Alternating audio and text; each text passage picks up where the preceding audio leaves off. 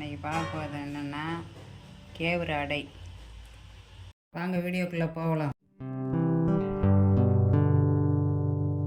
அந்த வீடியோ ஃபுல்லாக பாருங்கள், அப்போ தான் என்ன செய்கிறேன்னு உங்களுக்கு புரியும்.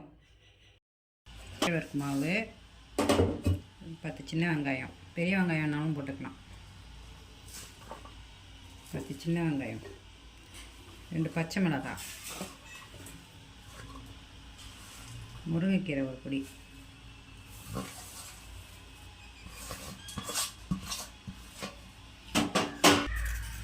தேவையான அளவு உப்பு போட்டுங்க. இதை நல்லா கலந்து விட்டு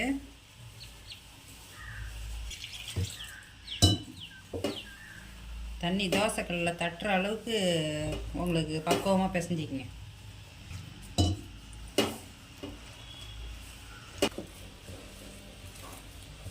பாருங்க, இப்படி இந்த அளவுக்கு இதை பிசைஞ்சிக்கங்க. மாவு இந்த ஸ்டேஜில் வரணும்.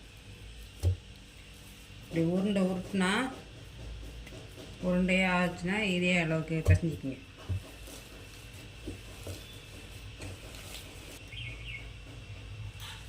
இந்த அளவுக்கு மாவு பிசைஞ்சிக்கங்க. காலை டிஃபனுக்கு,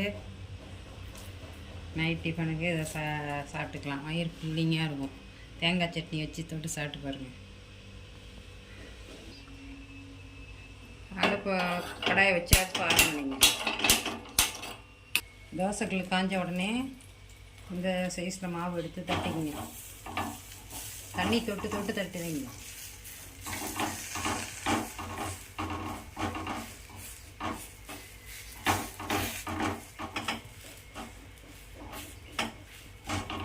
ஃபுல்லாக நம்ம திட்டமாக, ரொம்ப மெதுன்னு தட்ட விட, ரொம்ப மெலிசாகவும் தட்டினாலும் உடச்சிட்டு போயிடும்.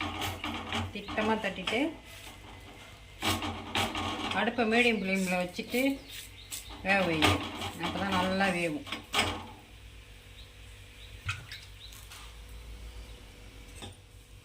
ஒரு ஸ்பூனாக ஆயில் ஊற்றிங்க. ஆயில் 2 ஸ்பூன் ஊற்றினீங்க கூட நல்லா மொறுன்னு வரும். நல்லா செஞ்சு தேங்காய் சட்னி வச்சு சாப்பிட்டு பாருங்கள். இதை அது பாருங்கள், அடுப்பை சிம்மில் வச்சுங்க பாதி அளவுக்கு. இப்போ பாருங்கள் எப்படி வந்துருக்கு பாருங்கள். இப்போ பாருங்கள் எப்படி வந்திருக்குன்னு. தேங்காய் சட்னியோட இப்படி தொட்டு சாப்பிட்டிங்கன்னா அவ்வளோ டேஸ்ட்டாக இருக்கும். இதை செஞ்சு சாப்பிட்டு பார்த்துட்டு கமெண்ட் பண்ணுங்கள், ஷேர் பண்ணுங்கள், சப்ஸ்கிரைப் பண்ணுங்கள், கூடவே லைக் பண்ணுங்கள். நன்றி, வணக்கம்.